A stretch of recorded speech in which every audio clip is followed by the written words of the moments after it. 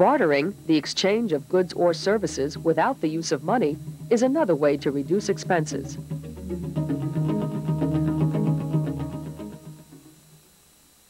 I share services.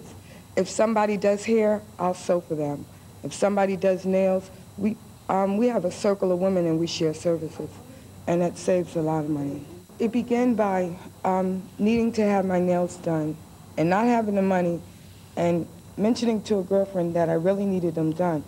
And she does nails, and she said, "I'll do your nails." I said, "Okay, I'll sew something for you." And it began in that way. We reach out to each other. I use the bartering system now, too. It just seems to, even if it's a home-cooked meal for somebody who will hang a light for me because, you know, it went on the blink and it had to be replaced and not just a bulb put in.